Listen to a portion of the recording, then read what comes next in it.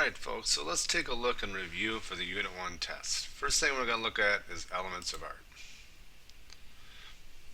First element of art is a line. And a line is simply a mark that is determined by 2 points and extends in both directions.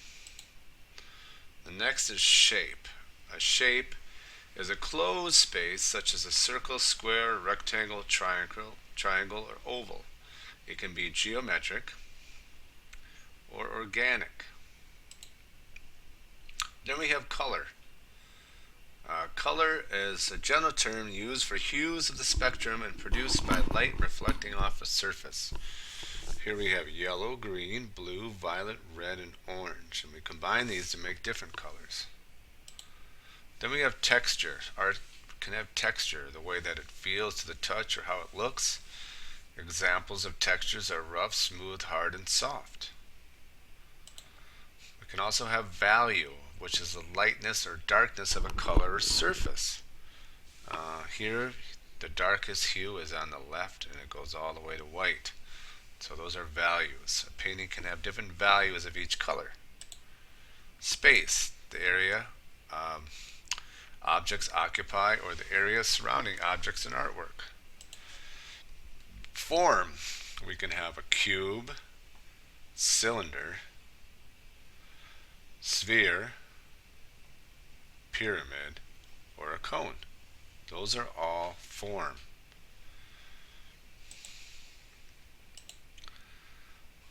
Then we have color schemes. The color wheel identifies the 3 primary colors, red, yellow, and blue, from which the other colors are made. You can't make the primary colors by mixing other colors together. So I can't make yellow by mixing green and purple, or I can't make orange by mixing blue violet and violet. I need to have the primary colors yellow, blue, and red. Then the rest of the colors are called complementary colors because they complement the primary. And then we have what's called analogous colors. Those are neighbors, several colors in a row. So see how blue, let's see, kind of violet, red violet, blue violet. Those are all analogous colors. And then we have warm colors, are reds, yellows, and oranges. Often give artwork a warm or energetic mood. Then we have monochromatic color wheel. The scheme has one main color and tint and shades. A tint is a color with the white added to make it lighter. And then we have neutral colors, black, white, and shades of gray.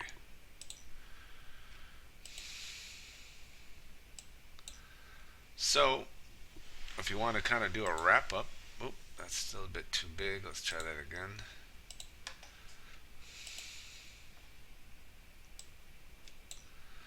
A line, well, a line is a mark that has length and width. And then sometimes I think the best way is just to go check, show me. So a line is correct. Value is the lightness of darkness of a color.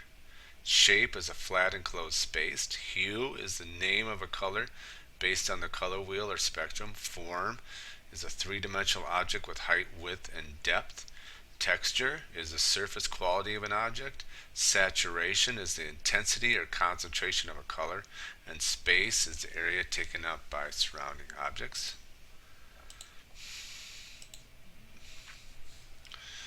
We have principles of design, which means the contrast, the effect of placing different values, colors, textures, and other elements next to one another. Emphasis is an area in artwork that stands out or draws your attention, so the emphasis is in this kind of black circle. Unity, the feeling of oneness in artwork. Movement, an arrangement of elements in a work of art that creates a visual rhythm.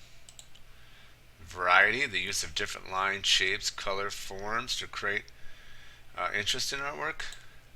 And then we have a pattern, which is design a repeated line, shape, or color over and over again.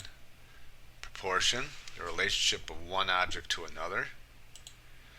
Balance, the quality of an artwork in which elements that are visually equal.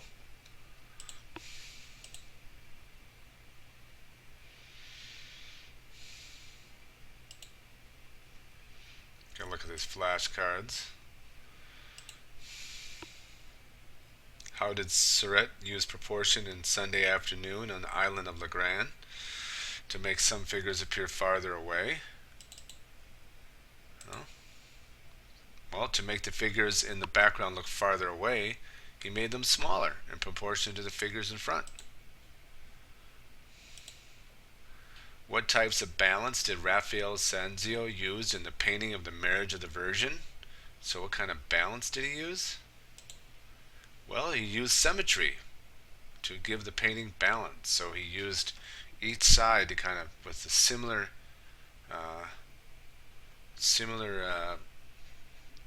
objects and form, and to make it seem balanced. Take a look at this. What design principle was Diego Velázquez using in Las Minas when he placed the young blonde girl in the center of the painting? See how she's in the center? Well, by centering the girl in the painting, he was using the principle of emphasis. The center position implies the girl is more important than others. What design principle is illustrated by the position of figures and shape of the burial shroud in the Burial of Court Orgaz by El Greco? Well, El Greco created a sense of movement in the painting by the position of the figures and the shape of the shroud itself. Alright. Go back there. Let's go to the next card. And that's pretty much it. Right there. So we'll go there.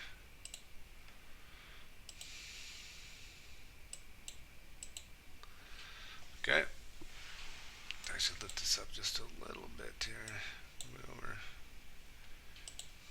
over. Okay, so Greek art or subjects are often athletic and mythical features. None of the other artwork had that. In Renaissance art, subjects is often biblical. Impressionism is usually an outdoor scene. In Fauvism, the colors are shockingly bright. Also in Greek art, beauty is idealized. In Renaissance art, art is classical Greek influences. Impressionism, brushwork is rapid and loose. Artist tries to capture scenes before light changed. In Fauvism, form and figure are simple and brushwork is bold.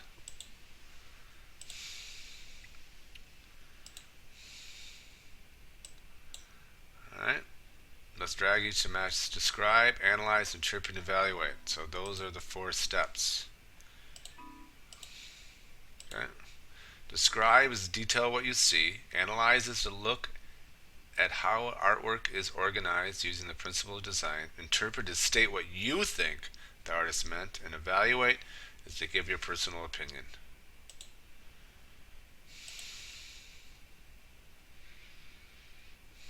Alright.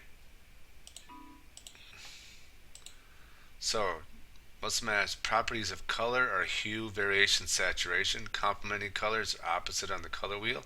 Hue is the name of a color based on a color wheel or spectrum. Saturation is intensity of a color. Value is the lightness or darkness of a color. Warm colors are red, yellows, oranges, and energetic mood, and cool colors are blue, greens, violet, and grays. Oh, I'm sorry, which create a calm mood, not grays. Mood, not grays. Alright. Alright, so we're going to wrap this up. I'm actually going to have you follow this through with an EduCanyon video. Thanks for listening. I'll work on getting these better, but hopefully you kind of have a better understanding of how we analyze and how we critique and look at the aesthetics of artwork. Thanks.